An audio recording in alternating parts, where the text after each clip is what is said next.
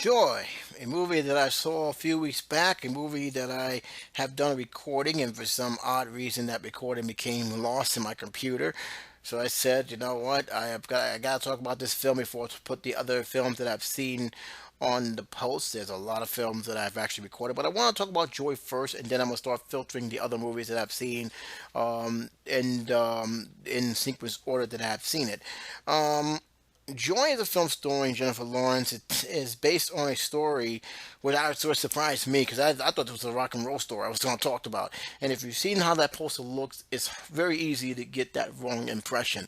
But it's supposed to be the story of a entrepreneur, how she started out, and she started out from the very bottom, have in patent and invented a mop, pretty much a mop that I actually had at one point, at least my mom did anyway, and she pretty much went on to be a pretty a well famous entrepreneur and a well famous person on the QVC and even the Home Shopping Network for that matter. This is a story of this particular character, and you're following her through her good times and bad times and rough times, and what she had to go through to get her stuff, who she had to pretty much bang on the door to get herself started, and you've seen the struggle she had on herself as an inventor and as well as a person who is trying desperately to get her ventures off the ground, only to have people pretty much stand in her way and get in her way and pretty much betray her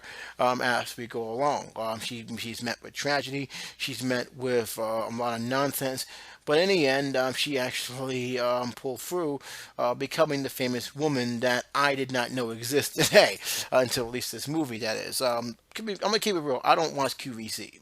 No, I haven't even looked at QVC fully since the U channel days. And those who had the old television, we used to have the regular channels we have on that on the little knob would be turned, but we also had the U channel, which had channel 31 and the Home Shopping Network and other channels like the Japanese channel. Those you normally find on the U channel. I'm wondering if that channel still exists. I doubt it because of the age we live in now, but you get what I'm getting at. So hearing, not knowing about this person was not kind of not a surprise. It was struck me as okay, well, this is something new. And again, I did not look at this movie as a the rise of an entrepreneur. I saw the poster. I saw Jennifer Lawrence, rocking that sunglasses, looking up and into I don't know what she was looking at. And the first thing I'm saying to myself, oh, this is a rock and roll movie. She's starring in a rock and roll film. She must be a music singer. That's the only thing I got to go with that situation. I didn't know until like the very near end when she put on her glasses and she was looking up at this machine that makes snow that was actually looking at the cover of the poster. And I said, oh, okay, well, that explains the poster, but still doesn't explain why I felt misleading about this film in terms of that. But then again, I didn't look at any media. I know that the real Joy was actually did some interviews about the movie, how she felt about the movie. It was very interesting, and I actually saw some of her QVC stuff at YouTube because YouTube had a couple of her selling pitch that she was doing.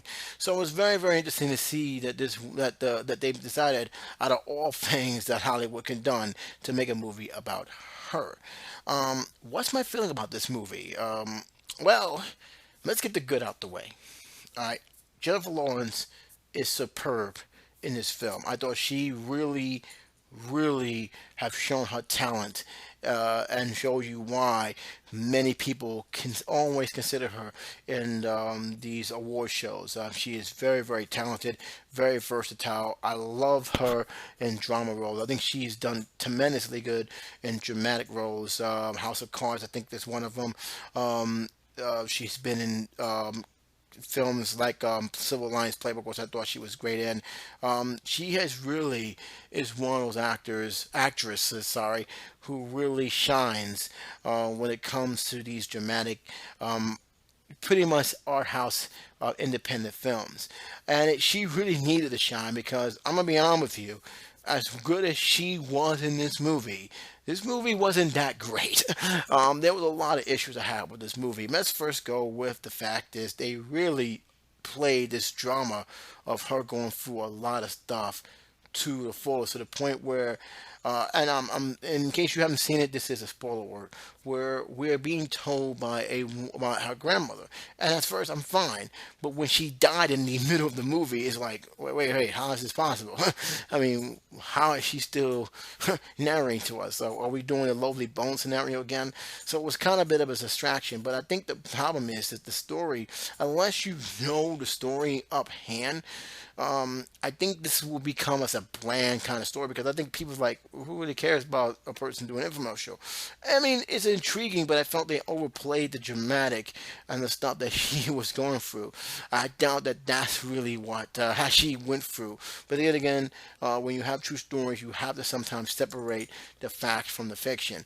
I think they overplayed the drama between Robert De Niro and his character with his ex-wife, and how unstable that was, to how her mother was, to the point where it even played the jealous sister situation. So it felt like a soap opera, which is kind of funny, because considering there is a running gag, and I don't know if that was what the intention or not, where you are seeing them, where it is actually played like a soap opera, and to prove to show you that they are showing it like a soap opera is they have an actual actress, Susan Lucci, playing probably one of the worst soap operas I think they've ever been put on television. I'm like, wow, this is bad. Was really, really bad. I'm like, why are we focusing on this? And I know that the situation, the mother watches soap, that's all she does all day. But come on, man. I mean, my mom watched stories. My grandmother watches stories. Big Mama in my father's side watched stories. They didn't watch that story. And it became obvious that the director, which is a good director, I like his work. Sometimes there could be sometimes misses. But this whole thing about showing that really was like, come on, I don't need that. I didn't need to see that. But it was a great reminder that we're watching actual soap opera. Just when she thought everything's okay, something else comes along and tangles it up. Just when you thought that she finally got a piece together, here comes something else coming in. We have a dilemma with her ex-husband, who became a best friend, and that was the one thing I actually liked. I actually liked that they show that it's because someone who is an ex and they're no longer married doesn't mean that they can still work together and become probably their best of friends and even best advisors. So I actually liked that, and especially with the best friend. I think that was actually well done. Other than that, I just thought the story was too over dramatic. You can be too over dramatic and be a very burden to a film that you're trying to do. However, that doesn't escape the fact is that her performance, Jennifer Lawrence, was the strength that held this film again. She was the real anchor that really carried this film. And I have to say, with tremendous respect, no disrespect towards Robert De Niro, Bradley Cooper. I think they're good actors. I actually like to see them in more roles.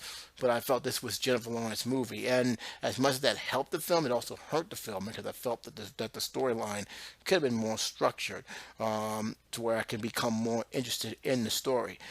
Other than that, this is a 2.5 star film for me. I really thought this film had a lot of good moments, and I think I can see where a lot of people would like this film more than probably I would. Again, I think this is one of those hit and miss things, that you will find something good to like about it. It's not a terrible movie. Trust me when I say it. It's not a film that I regret seeing, because again, I was misled. I thought I was going to watch a rock and roll movie. I thought I was going to watch a true story about a rocker. Who knew I was watching a story about an entrepreneur that became famous on QVC? I didn't. So that's actually not a bad thing. But at the same time, I kind of wish they wasn't over dramatic. I kind of wish they didn't play to that soap opera metaphor that was thrown out there. If only the story was a little more structured right, where it will keep my interest, I think that would have been would have come out a lot more better. Again, kudos to Jennifer Lawrence. She did a great job in this movie, and you know what? For that alone, I think that seeing her act in these serious roles is a treat just by itself. But you may disagree. You may think this film was bad. You may think this film was good. I'd like to hear your comments on the comment section. Until next time, this is J77 saying take care, be safe, and I'll talk to you soon. Bye-bye.